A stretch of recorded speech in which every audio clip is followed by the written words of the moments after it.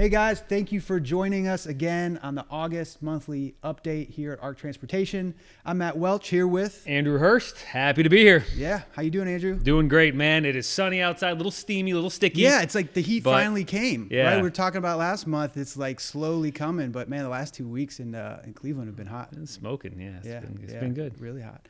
So for the segue, we just kicked off school, and I'm sure a lot of our customers have kids kicking off school. So the question to you is, were your kids happy to go to school, or are they bummed that the summer's over? Yeah, so as you know, I've got a lot of little kids, right? So school's a big deal. Last year we were homeschooled. Last year we did homeschooling, but this year they're back in school.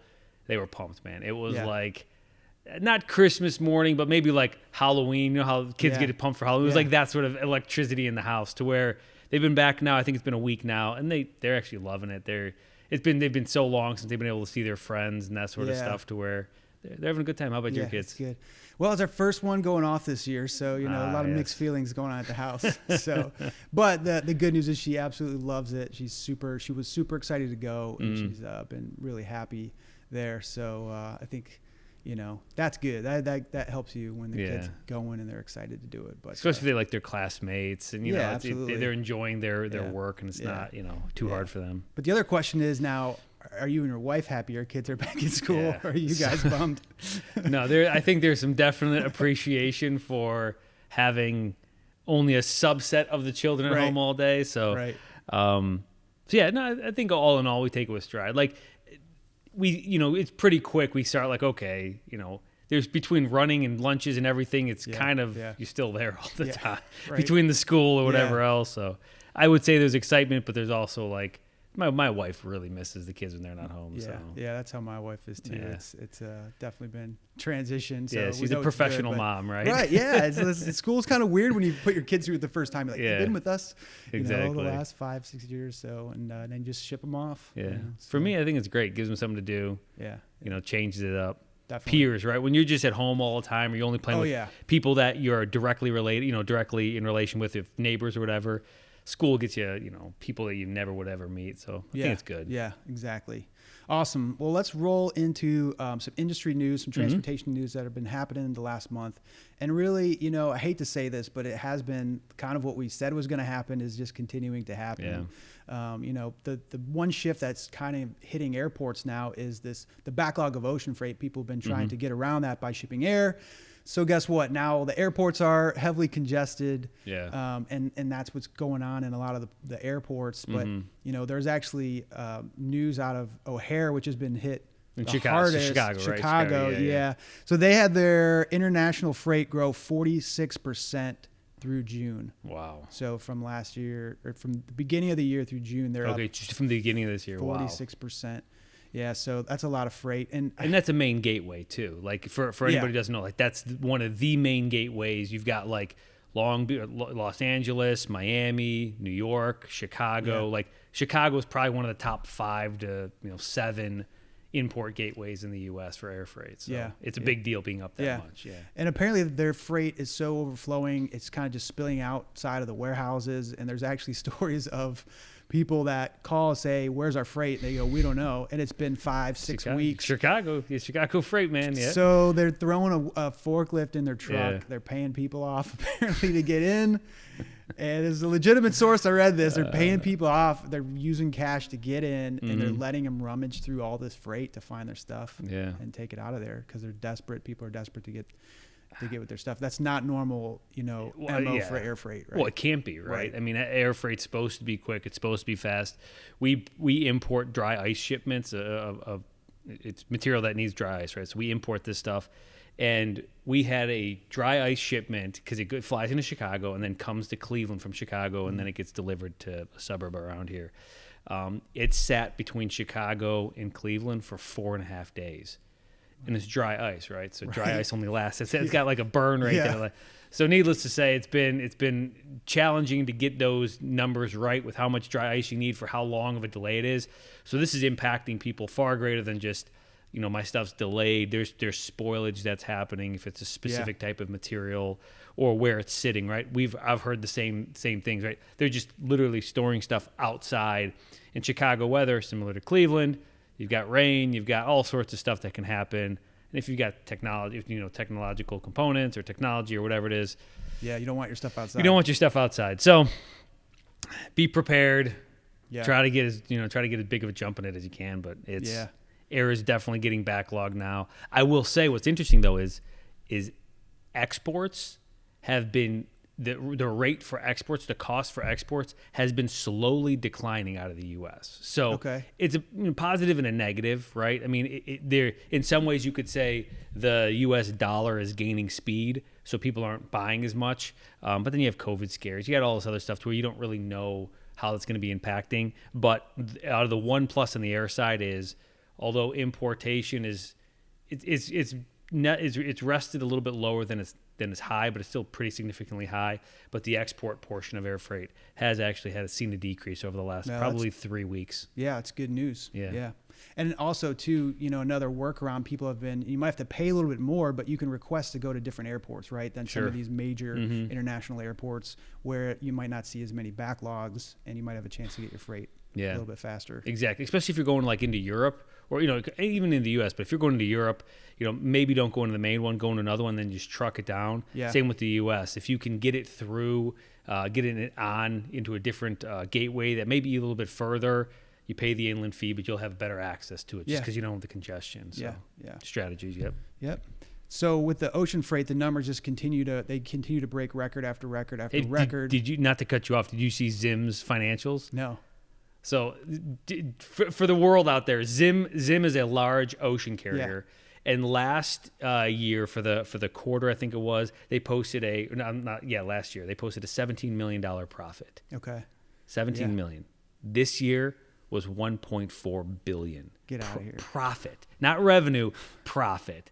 So when we talk about the costs increasing, it is significantly slighted towards these ocean carriers to where companies like us, right, like the freight forwarders, like we're not seeing, like, it's not like all of a sudden our financials are shooting off the page, like, because we have to buy it so much more. So the people who are making out on this, man, is these ocean carriers. It's unbelievable to me. Now, granted, whatever they're doing, I'm not gonna necessarily besmirch them for it, but it's clear to see where the profit trail ends for the most part. Well, they got all the leverage. They got the boats. You got the boat. You got the ports. You got everything tied up. They're just saying, we'll take it. Exactly. Right? Right? We'll take it for now, I guess. We'll take the money, and run. Yep. So, the National Retail Federation, they're obviously a huge organization that looks at imports and exports. We've talked about surge season really starts in August for ocean ports, but they are expecting full year 2021 TEUs of 25.9 million, and that's a 17.5% higher rate year over year. So again, and that's a new record. They've never seen that much ever. I mean, that's so for anybody who doesn't know what a TEU is, obviously that's the standard. It's a 20 ocean foot standard. So that means there's 30 million ocean containers, 20-foot ocean containers coming into the U.S. Yeah. That's incredible. Yeah. So in the LTL world too, it's really a lot of this same as the ocean. There's a capacity crunch and there's too much freight. And you were talking about earlier this week how they're splitting up bills of lading. They're taking people's shipments and just saying stuff will get there when it gets there. I don't think we've ever seen it. I've been doing this for 20 years. I've never seen an LTL carrier act like that, where normally you deliver the entire bill of lading together. If you're supposed to deliver 4 skids, you deliver 4 skids. They're at a point now where their warehouses are so full. They're like, we've got 2 skids for this. Put it on the truck, go into that area. We'll find the other 2 skids some other time. And we've been seeing that happen more and more regularly. We're having multiples of those things happen per week, and it's becoming more of a normal occurrence than an abnormal thing. But you just mentioned, right, 30 million TEU, 17.5%. How freight works, right? It's consolidated. It comes into the country consolidated. Those ocean containers move to distribution centers, and then they're sent out as full truckloads or LTL shipments, which those full truckloads usually break down to LTLs and small package. So you can see why, I think we talked about small package last month or a month ago when we're talking about like the increase in costs. Well, it's, there's just a capacity crunch right now where it's not getting any better because the imports are still coming in at such a high aggressive rate. And no LTL company ever slates 17.5% growth year over year for capacity. It would be, Yeah. they just can't do that. Yeah. So they're trying to catch up with this demand, and it means, we physically move stuff. It's not like a lot of other things in the world where, it's a software thing or whatever. Yeah. This is physical. Docks are needed. Yeah. Manpower is space. needed, that sort of thing. So it's challenging Yeah. to marry the two. Yeah. There's a lot of challenges facing that industry right now. So, Yeah. we'll keep our eye on it for sure. Mm-hmm. Let's move into our shipping insight for this month. And I wanted to continue the conversation about pricing. Last Sure. time we talked about dimensional weight and how the actual dimensions versus really it's a perceived dimension is used in transportation. Mm-hmm. Today, I just wanted to talk about lane volume, LTL and truckload. And I wanted Sure. to ask you, is distance the only factor when you're considering pricing for shipments going between cities? Mm-hmm. Is it just a straight mileage thing, or what's looked at there if you're for carriers? Yeah. So it's a good question, because I think what can sometimes confuse a shipper, especially if they're not well versed, is mileage. Well, it's a main component. It's not the main component of it, right? Okay. It's it's maybe one of the top 3 or 4 things, but it's not the most important thing. I would suggest or argue that one of the most important things when you're looking at why pricing is the way it is where are you shipping out of and where are you shipping to. It's going to be about lane balance, because one of the things that either a truckload company or an LTL company is you've got these routes, right? And a route, the better routes at the last stop on that route has freight that can be returned to somewhere else. So if you think about a carrier, right, they're going to go from point A to point B. They would prefer another route going from B back to A so they can start the route over again in the truckload world, let's say. Yeah, because let's start truckload, because that's where you start, right? So if you can find freight that's on their pathway that matches with their metric, it's great. If you're asking them to go outside of that, and the further outside you go of that, it creates more of a cost associated with that shipping in the truckload space. So, Bozeman, Montana isn't going to have a ton of outbound freight. So if you have a truckload going up to Bozeman, Montana, you can probably assume that it's going to cost you more per mile than if you had something going to a destination like Houston, Texas, right? Where there's tons of freight coming into Houston, Texas. There's always the ability to get out of Houston, Texas most of the time. So you got to look at how the lane is balanced, and that should be one of your the main indicator in terms of how much something is going to cost. Obviously, it's mileage matters, right? We got to pay a driver. We have to use rubber on the tires. A vehicle has a usage life. You got to use fuel. So that all bakes in. But one of the main things is where are you going, because people do not want to be stranded.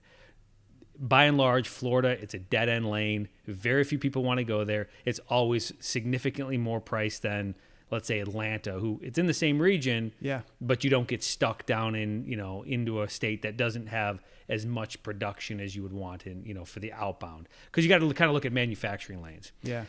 Similar with LTL, since we're on the topic, similar LTL has lanes where they're going to predominantly do better at. But the interesting thing about LTL is there's carriers that specialize in certain regions. So it's not so much. It's still mileage at that point. I would say it's actually less about lanes for LTLs, and it's more about mileage, right? Because they've got their network, and to travel X number of miles inside their network, they know how many stops they're going to have to take. So LTL is more about the handling of the freight, because they're an LTL, we talked about it, right? They've got a funnel. They're bringing a bunch of stuff in the funnel. They're trying to consolidate. And then the other side of the funnel, they have to distribute all this stuff again. So the less time inside that funnel is going to create a lower cost associated with it for you. So we're located in Cleveland, Ohio. If we were delivering freight to Chicago, usually that goes straight to Chicago. We're not going through a handling facility. That's why, even though it's 300 miles, Chicago would be cheaper than, let's say, Philadelphia, right? They're about the same. Philly's maybe a little bit longer, but rarely do you go right to Philly. You're going to go to maybe Pittsburgh and do a transfer in Pittsburgh or something. So it's going to cost more to get to Philadelphia as opposed to Chicago, simply because we go from Cleveland right to Chicago, because we talked about at the beginning of our discussion, it's a main hub for imports exports. So LTL is looking for freight. There's tons of freight there. Yeah. So in terms of the Chicago to Cleveland lane, it's one of those lanes we run direct. Therefore, the cost is going to be usually lower if you're looking at either per pound or per mile cost, as opposed to something in the Cleveland to Philadelphia region. Even though they're there may be 80 miles or 100 miles difference, but that's about the difference. That's a great example of something costing it because they don't have to handle it. They're not parking the truck, stripping it, reloading it. It's just going directly because there's enough freight in Cleveland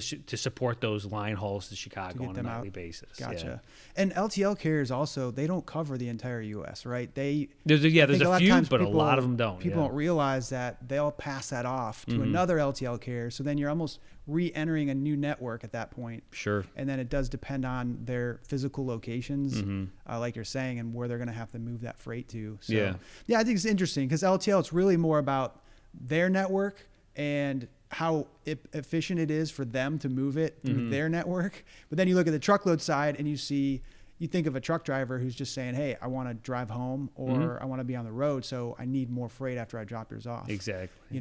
They're always thinking two ways. When a shipper sometimes thinks one way. Well, yeah, and you're trained as a shipper, right, to think I should get what I want. The world is built around me because you're the buyer. And in the asset space, you have to understand these are partners, right? So we're like, these guys are running trucks usually with or without your freight. So it's like you have to, it's important for us to position ourselves with our shippers to say, hey, this is the best way for us to move your freight, as opposed to one side demanding or the other side demanding what they want. Yeah. It's always better to try to work together on something because there's strengths and weaknesses inside each transportation company, and always trying to play to their strength is obviously the key, because that's usually where they feel the most comfortable and where you can get the highest discounts, the biggest discounts, and best service because it's something that they do so often. Awesome. Well, thank you for sharing that. I think that's a great insight for shippers just to know and think about. And often, again, to help answer that question, we get asked, why is it more expensive for me to ship here than here when it's way farther away? And there's the answer. Sure. So, all right, well, moving right along to the ARC Company highlights. So we're excited to announce that we are implementing new technology at ARC. Oh, yeah. It's in our operations side, and we think it's going to have a lot of great impact for us internally and for our customers. Yeah. And you could tell us a little bit about what we're doing. Yeah, so it's been a long process. We've spent probably about a year and a half picking the right technology. A new internal TMS, it's in the manufacturing world would be kind of their ERP, right? It's how our business operates. It's how we understand where all of the assets that we utilize are and how to properly arrange them for whatever the transportation scenario may be, whether it's air, ocean, rail, truck, whatever that might be. So we went through this long selection process. We made the selection back in February of this year, and we just finally completed phase 1 of our implementation, which one of the main goals with all of this is to give our customers better visibility and also a smoother online process for entering shipments or getting quotes, things like that. So as we open up more and more of the system, exposing our customers to what we hope is a better overall process. So one of the things we like to hang our hat on as an organization is our customer service. And what we want to do is we want our technology to really support that belief in terms of customer service or customer centric focus, and this has been a giant step in that direction. So if you're a customer, you'll start seeing different maybe paperwork or different email structures, but ultimately we're trying to tie everything into this cohesive technology stack that ultimately allows us to have a much better grasp overall on your shipments or whatever it might be. Yeah, well, that's really exciting because I do think as technology continues to advance, we're trying to bring those into our systems and our business for our customers so they can benefit right from it. And again, I think people want to know where their shipments are, and people care. They want to look back through previous shipment histories. They want to be able to quickly do that online, and this is going to be able to really bring us into that in a really high-tech solution. Yeah, and the big thing is we want that for our customers, which I think is we're not looking at this customers need this now or their demand is no, we want it. We want that transparency to be this is exactly what happened. We like to think we're rare in the industry we wish we weren't, but we try to be like over communicative to our customers and really try to demonstrate to them, if we see something coming down with what they want, being like, hey, maybe this doesn't make sense, or maybe you might be better doing this, rather than, kind of just act like we're an order taker system. Yeah. And so with that, this technology is really is to help augment that experience, not replace it. And so we're pumped about it, man. It's been a long time coming. Yeah. So we're completely on board with this thing, and we think our customers are going to love it. Awesome. That's exciting. Yep. All right, well, that brings us to our Did You Know section for August. Let's hear it. And I'm taking us down the world of boxing. If people know, there's a boxing fight actually in Cleveland. Which is rare. This Sunday night. It is rare. It's kind of one of these new boxing. It's kind of like a mix between celebrity boxing and just regular boxing. And yeah, like you said, it's a rare thing. So I pulled up a couple things about boxing I thought was interesting. So boxing as a sport dates all the way back to ancient Greeks who made it part of the Olympic Games as early as 688 BC. Jeez. So it's a OG Olympic game, I guess you can call I didn't even know it, the for Olympics sure. were around back then, Yeah. but I guess so. Yep. In 1949, there was an official boxing match between a bear and a man, and the bear won. The bear won. I'd put my money on the bear. The bear won. Yeah. It was actually pretty friendly. It was kind of more of a publicity stunt or Yeah. anything, but they muzzled this thing up and put gloves on it, and it was standing up, going toe to toe, and it's pretty funny. But there's some footage out there if you guys want to find it. And the last one here, champion Bernard Hopkins became the oldest world champ at age 46, defeating Oscar De La Hoya with a knockout. 46 years old. There's still time for us after all. Let's do it, man. Come on. Come on. The great thing about who I think there was a heavyweight who just came out of nowhere. I think it was like a Mexican boxer, someone from Mexico, and he was like overweight, like didn't look like your typical boxer, and he just won a belt I think recently. Awesome. He major upset. And he just, he was defeated shortly thereafter, but it doesn't last long. Usually But boxing, right? One good punch, right? Right at the right time, and yeah, that's what makes it exciting, I think. So I'll tell you this though, these guys who train, their training to be a boxer is brutal, man. Like the amount of endurance these guys have to have, and women. Who's the one that just transferred over to UFC? Incredible. She's like one of the most decorated female boxers. She just transferred over to UFC, which is obviously Ultimate Fighter, mixed martial arts, and she just won her first bout there. Wow. And her big goal, right, is to hold belts in both categories. So. She might be fighting actually in Cleveland, defending her belt, because there's the co-main event, or the fight before the main event. Is a woman's bout, and it's for the title. And I think she's Amanda Serrano, I think is her name. Yeah, I think it's Amanda Serrano. Because I think they mentioned how she started with that. It started going in MMA. Yeah. MMA, so she's fighting. She's here in Cleveland. Unbelievable. Well, I saw a little bit of the media workout, and she was looking sharp. Yeah. Like she was. Like, yeah. no, I want no part of that. No, she could just drop. She could just drop you quick. So. Yeah. So that's it for this month, guys. Thanks so much for tuning in. We appreciate you guys working with ARC, and as always, let us know if you have any questions, any other services we can help you with in shipping, logistics, or anything. We're happy to help. Thank you, guys. Have a great rest of the month.